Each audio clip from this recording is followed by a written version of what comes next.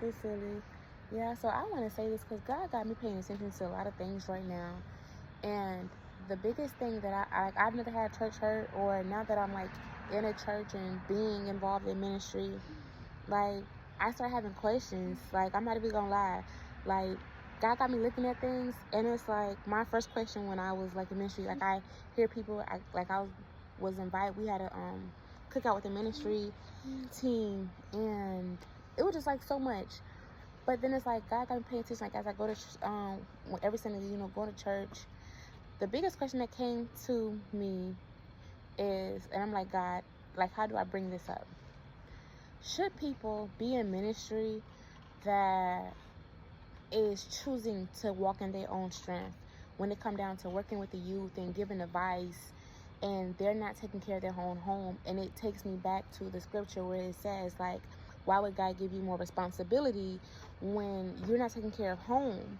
And it's like I'm seeing more of the women do everything and the guys be at home and taking on roles of the man. And then it's like, okay, God, well, when it comes down to the youth, people that still smoke and drink, and they've been to church over 5 years, 20 years, should they be in ministry? Like, these are my questions. Like, these are serious questions that I actually have right now. And then it's like I'm paying attention to the fact of, like, I'm starting to see why most good churches go bad, or what makes the church go bad. And people blame the church and people blame the pastor. But I'm starting to see that there are people in church that were literally, deacons and stuff, and, even members. Oh, we can help you, we can help you. But when they can't help you, the pastors get blamed. But some of the people are taking on roles they have no business taking on, and they're failing people. And do the pastors even know what they're doing? Like, do the pastors know? And I think a self-evaluation and meetings need to be taking place in churches, and pastors need to be more considerate and start, like, this is their vision, this is their ministry, that people, like, if you're going to have people in your ministry, make sure that you checking on them. We're not going to be perfect, we're going to mess up, but there's certain things that if I'm new to I'm walking with God, and I'm new, and I've been walking with him, and he had me this whole year, and God's opened up my eyes to see things, and I'm being involved in ministry, and I don't want to turn back into my old ways because I know it could happen. Why would people in ministry be comfortable and okay with being in church, in ministry, walking in their own ways, knowing that the spirits that's attached to them is going to pour out onto the children and to other people, especially if they're having a bad day or things not going right at home? Why do these people have a right?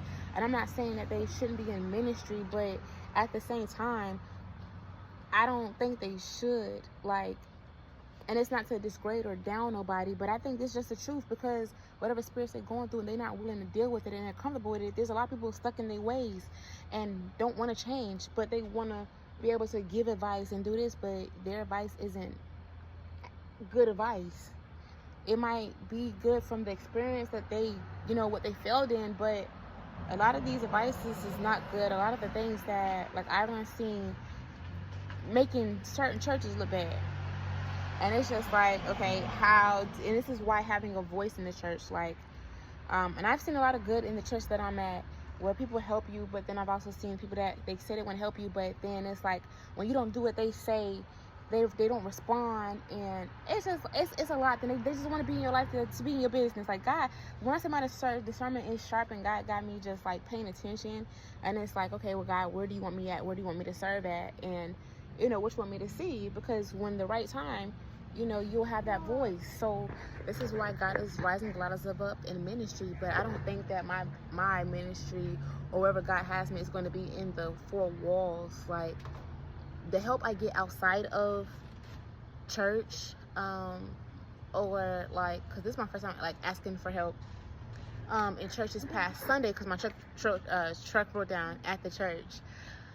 And they helped me get here, but I pay attention when people say, I'm here for you. People do things because they got motives. People have motives, but the help that I get outside of the church, from people, they be like, no, I want to help you. Like, I don't know about God, but I just feel like if I help, I'll get blessed. Like, these are the responses that I get, and these people have a good, genuine heart, and there's no motives. They just like, man, like, you know, I ain't had nobody do this for me. Like me, pretty much. So it's just like, I have questions. Like, I'm not going to lie. And it's like, I don't know who to take my questions to.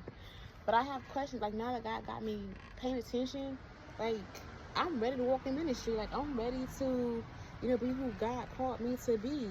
But I'm going to allow him to train me and prepare me. And that's what he's doing right now. And that's why I love being in ministry, because even with the kids, you see things. And kids, when kids are comfortable talking with you, they'll talk to you about things that's going on at home. And I've had kids do that. And I had one boy, and I was like, you know, he was like, you know, he's in second grade and he don't know how to read that well. So, you know, like, kids talk to me. Like, kids don't have their motives. And some kids act out, and some kids, you know, you just got to pay attention to. The kids need love, and a lot of kids not doing it. So that's why you got to pay attention and be right. And this is why I have that question, because a lot of people that's walking in their own ways and in ministry, especially working with the youth, you will miss out on what kids are really trying to say. They want help, but they're not getting it. And it's just like, okay, God, like, I'm ready to do whatever you want me to do, but I know what you got for me is going to be more outside of the church than it would be in the church. And, you know, God had to get me right starting at home. I can't go to church and be in ministry and my home not right. That's why, like, when God told me the order of life, this God and his family, that's what I'm working on right now. That's why I don't care to be, you know, working right now, because God's giving me all my answered prayers. Like, I'm being a mom, and they love it. Like, you know, they love it. They get on my nerves. They driving me crazy, especially my little one.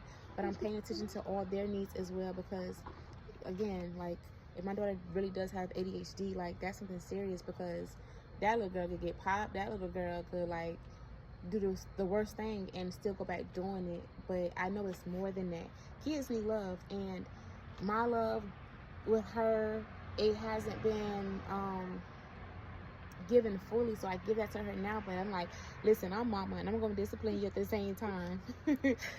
But it's just like, you pay attention, because whoopings and stuff that don't always work. Talking to my kids work better than anything. It's talking to them, but you got to get through to them and find different ways and tactics of getting them to learn, getting them to listen to you. But everything starts at home, and that's the biggest thing that I'm working on right now. Everything starts at home. So before God puts me in ministry, like, I love the time down now, because I'm working on my family. You're so silly. I'm working on my family, and I'm making sure that I hear them. I don't want to be like everybody else, where you trying to make the ministry great. The ministry, that's not my ministry. I could work with the youth all day, but if my family not together, I'm not doing nothing. My obligation ain't to that church. My obligation is at home to God and my responsibilities, because I want more responsibilities. I want God to trust me. I want God to use me in the most beautiful way, impactful way possible, especially if it can help somebody else's life. I don't care if it's advice, encouragement, whatever it is, a hug, a smile, whatever it is, giving.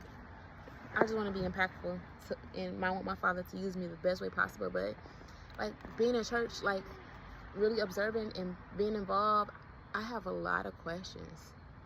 So I just wanted to share this.